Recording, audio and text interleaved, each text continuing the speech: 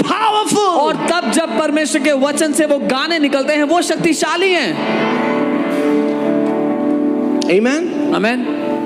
Because Father is searching for worshipers who will worship Him in spirit and in truth.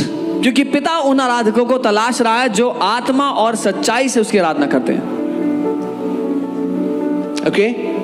So, for the earth yields crops by itself. First the blade. Say first the blade. So what will happen? When you become a sower of God's word and you'll start sowing God's word in your heart, you are not going to get your miracle like that. You will start seeing a change. पृथ्वी अपने आप फल फलाती है, पहले वो अंकुरित होती है, पहले अंकुर बाहर आता है। आप जब अपने जीवन में वचन भरने लगोगे तो आपको एकदम से बदलाव नहीं नजर आएगा, पहले थोड़ा सा बदलाव नजर आएगा। Amen. The transformation will start to manifest. जो बदलाव है वो दिखाई देना शुरू हो जाएगा। First the blade. पहले वो अंकुर निकलेगा। Amen. Then the head. तब उसके बाद बाल। After that the full grain in the head. और फिर पूरा तैयार हुआ दाना उसके साथ। But when the grain ripens, पर जब वो दाना पक जाता है, immediately उसी समय he puts in the sickle, उस पर हंसिया लगाया जाता है, because the harvest has come. क्योंकि कटनी आ पहुंची है।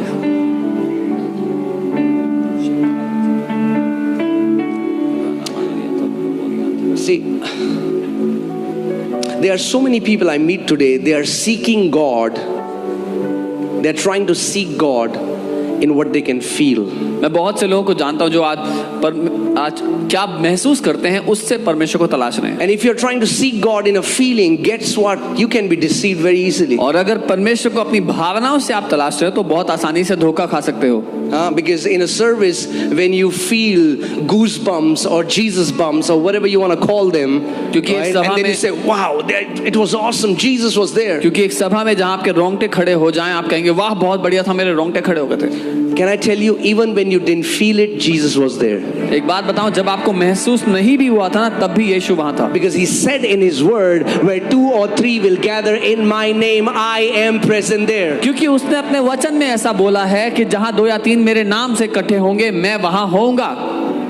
Amen. I'm telling you, if you're trying to find God, अगर आप परमेश्वर को ढूंढ रहे हो, find God in his word. उसको उसके वचन में ढूंढो। Because God is word.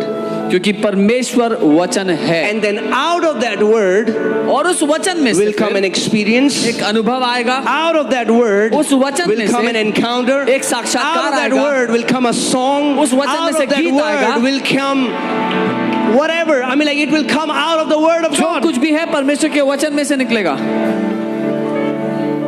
Amen. Amen. Hallelujah. Because whatever experience we have, it should be in line to the written word of God. जो कुछ अनुभव हमें मिले वो परमेश्वर के वचन से मेल खाना चाहिए। That's what I'm saying. The living word pointed to the written word. मैं यही कह रहा हूँ, जीवित वचन ने लिखित वचन की ओर इशारा किया। The Spirit of God and the Word of God will never contradict each other. परमेश्वर का आत्मा और परमेश्वर का वचन कभी एक दूसरे के विरुद्ध नहीं होंगे। Amen. So this is my heart's desire, ये मेरे दिल की चाहत है that you will become lovers of the Word of God. कि आप परमेश्वर के वचन के प्रेमी बन I जाओ। want to tell you today, it's not difficult to walk in victory. मैं आपको बताना चाहता हूँ, जय में चलना मुश्किल नहीं है।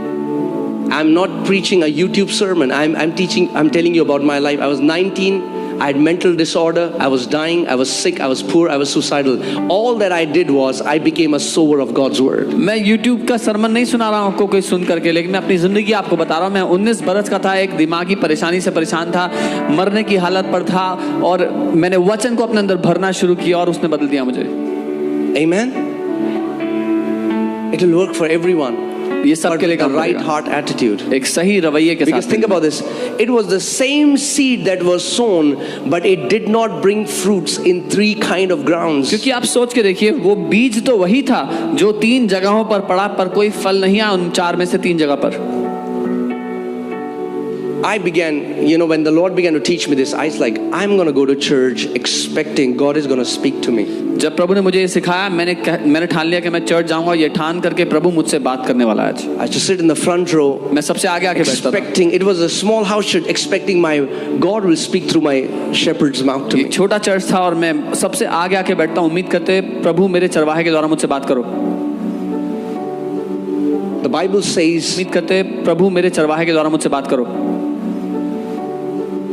The Bible says, he who has an ear, let him hear what the Spirit is speaking to the churches. Bible कहती है जिसके सुनने के कान हो वो सुन ले कि आत्मा कलीसियाओं से क्या कह रहा है। अभी भी आत्मा कलीसियाओं से बोल रहा है। Amen. Can you put 1 Corinthians 3:6? पहला कुरिन्थियों 3:6। You know, increase and growth in kingdom of God is not difficult. परमेश्वर के राज में बढ़ोतरी और उन्नति मुश्किल नहीं है। I planted, मैंने बोया, Apollos watered, अपोलोस ने सींचा, and God gave the increase. पर परमेश्वर ने बढ़ोतरी दी। So many people are praying for increase when they have not planted nor they have watered the seed. बहुत से लोग बढ़ोतरी के लिए प्रार्थना कर रहे हैं पर अभी उन्होंने बीज नहीं बोया ना ही उसको सींचा है। How many of you want to see an increase in your आप life? में से कितने लोग बढ़ोतरी देखना चाहते हो It's जिंदगी very में? easy. बहुत आसान है। When you hear a truth from God's word the first time, it is like the seed is being planted the first time. But when you keep hearing it again and again in God's word, it is like that seed is being planted, which brings growth. जब आप परमेश्वर के वचन के सत्य को पहली दफा सुनते हो तो ऐसा है कि वो सत्य बोया गया, पर जब आप उसको बार बार सुनते मनन करते हो उसमें ठहरे रहते हो तो वो ऐसा है कि उसको पानी दिया जा रहा है, उसको सींचा जा रहा है। Any seed that is planted and then watered, what happens? God starts to give what? An increase. कोई भी बीज जब